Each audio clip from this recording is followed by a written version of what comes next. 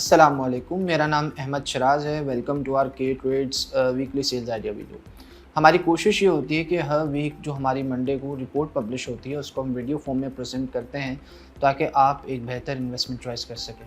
बात कर लेते हैं सबसे पहले निशात मिल्स की। निशात मिल्स पाकिस्तान की मुमताज़ टेक्सटाइल कंपनी है, बट जो चीज़ मुमताज़ निशात मिल को करती है वो इस वजह से करती है कि कंपनी की बहुत डाइवर्सिफाइड इन्वेस्टमेंट पोर्टफोलियो है। Not only they have investments in automobiles, they have investments in hoteling, they have investments in power.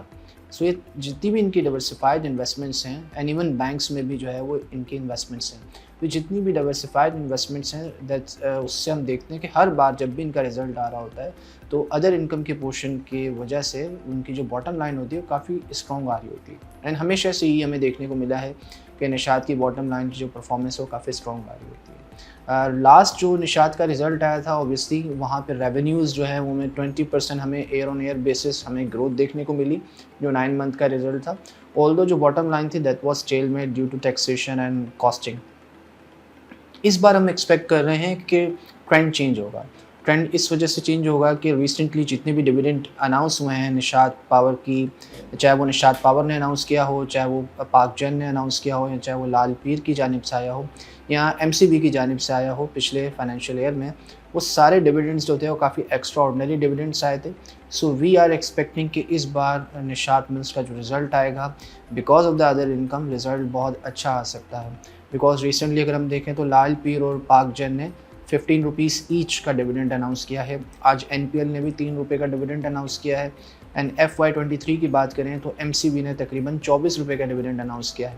तो ये सारी जो इनकम है जब ट्रांसलेट होकर अदर इनकम के पोर्शन में आ रही होगी तो that will create a good jump in their earnings. ना सिर्फ ये, इसके अलावा भी अगर हम देखें तो कंपनी का जो 65% ऑफ द रेवेन्यू है वो एक्सपोर्ट सेल्स से आ रहा होता है। तो ऑब्वियसली जो PKR डिवैल्यूएशन है वो भी मदद करती है निशात मिल्स की अच्छी अर्निंग के अंदर। And recently we have seen कि PKR जो है वो काफ़ी डिवैल्यू हुआ है, तकरीबन 297 तक जो है वो ओपन मार्केट में ट्रेड हो रहा है। सो ये सारी चीज़ें जो है वो निशात मिल्स को जो है वो सपोर्ट कर रही हैं। अभी कुछ हफ्तों में उसका नोटिस आ जाएगा एंड रिजल्ट की अनाउंसमेंट भी आ जाएगी। नॉर्मल सर्कमस्टांसिस में वी डू एक्सपेक्ट कि जो फाइनेंशियल ईयर एंड का रिज़ल्ट होता है उसमें they do give around 4 to 5 rupees dividend. हम सेम डिविडेंड ही एक्सपेक्ट कर रहे हैं निशात मिल्स से, बट वी आर एक्सपेक्टिंग कि बिकॉज इस बार अर्निंग्स अच्छी आ सकती हैं तो there might be a surprise in form of payout. We do have a target price for Nishat Mills. We have 84 rupees per share target price for the company. We believe कि company बहुत growth oriented है।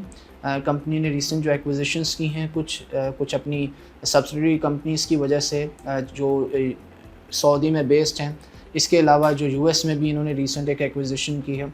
सो वो सारी चीज़ें जो हैं वो value add कर रही हैं। सबसे अच्छी बात निशात मिल्स के साथ ये है कि वैल्यू एडेड प्रोडक्ट्स का पोर्शन 50% से ज़्यादा है। सो ये चीज़ भी निशात मिल्स को सपोर्ट करती है। तो हाईलाइट करने का मकसद यही था कि एक अच्छी वैल्यू कंपनी है जिसको इन्वेस्टमेंट के लिए देखा जा सकता है। इस वीक के दूसरे सेल्स आइडिया की बात कर लेते हैं। हमने तारिक ग्लास को हाईलाइट किया था। तारिक ग्लास को हाईलाइट करने का मकसद ये था कि रिसेंटली जो उन्होंने एक्विजिशन की है बलूचिस्तान ग्लास में और जो इम्पोर्ट रेस्ट्रिक्शंस में ईज़ ऑफ हुआ है वो उसको हेल्प करेगा सेल्स ग्रोथ बढ़ाने में। लास्ट टाइम भी सो कि उनके 9 मंथ में 2% जो है वो सेल्स ग्रोथ हुई थी, बट वी आर एक्सपेक्टिंग कि रिसेंटली जो उन्होंने अपनी न्यू मशीनरी इंपोर्ट की है उसकी वजह से ऑब्वियसली उनकी एफिशिएंसी में भी इन्हांसमेंट होएगी। एंड नॉट ओनली दैट, ये जो रिस्ट्रिक्शंस ख़त्म हुई है इसके बाद इनकी सेल्स में भी इजाफा होगा। सो हाईलाइट करने का मकसद यही था कि कंपनी जो है वो फ्लोट ग्लास में मार्केट लीडर है। नॉट ओनली दैट, हमने रिसेंटली देखा है कि फोर्ब्स अंडर $1 बिलियन में जो है कंपनी को इस बार नॉमिनेट भी किया गया है। So that's why we have highlighted कि इस कंपनी को जो है वो करंट लेवल पे बिल्कुल कंसीडर किया जा सकता है। जो तीसरा स्टॉक इस बार हमने हाईलाइट किया है that is from the power sector. Hub power Pakistan की सबसे बड़ी IPP कंपनी है। हाईलाइट करने का मकसद यही है कि रिसेंट जो PKR डिवैल्यूएशन हुई है उसकी वजह से ऑब्वियसली बिकॉज जो हब के कॉन्ट्रैक्ट हैं वो स्पेशली US डोमिनेटेड हैं, सो ऑब्वियसली उससे उनके जो रिटर्न ऑन इन्वेस्टमेंट है वो बढ़ जाता है। इसके अलावा हाईलाइट इस वजह से भी किया है कि रिसेंटली जो IPPs को पेमेंट मिली थी उसमें हब पावर को एक बहुत बड़ा चंक मिला था। तो वी कैन एक्सपेक्ट कि अब जो रिज़ल्ट आएगा हब पावर का उसमें एक अच्छा पे आउट आ सकता है।